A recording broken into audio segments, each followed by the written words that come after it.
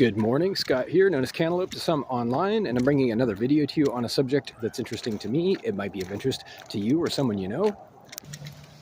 And I want to talk about annexation and eminent domain. Annexation and eminent domain. These are pretty common ideas. Not a lot of people understand them, unfortunately. Maybe you saw the Disney Pixar movie with the old man titled Up.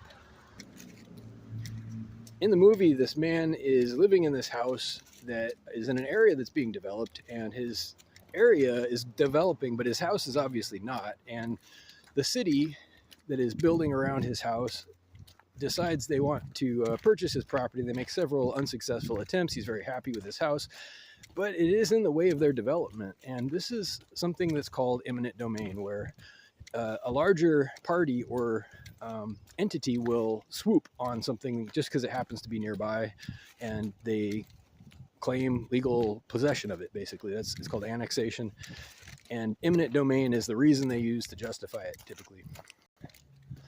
And so in the movie, he devises a way to float away with his house, and the rest I won't spoil, but it's a real thing where somebody wants to build a road through an existing property or a structure, or vice versa. They want to build a structure where there used to be a road, and it goes both ways.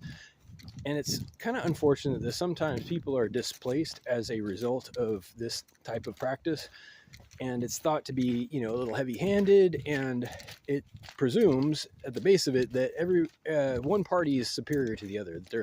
Their goals and their right to exist is superior just because they happen to be more influential, larger, and richer sometimes. So they usually try to work it out, but sometimes a property isn't for sale. Sometimes a person just is happy where they are. It's a family house maybe, and this happens a lot. And it used to happen constantly back in the 50s when they were building most of the roads that we now take for granted.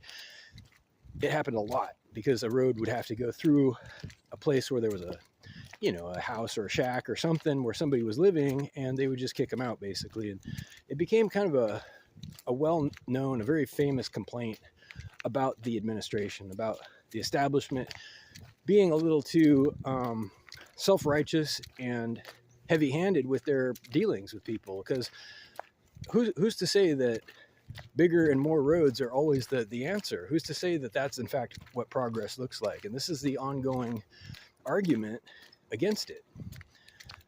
So I guess my point in this video is to increase awareness of the idea, because people don't realize this stuff happens. And it recently happened to me. True story.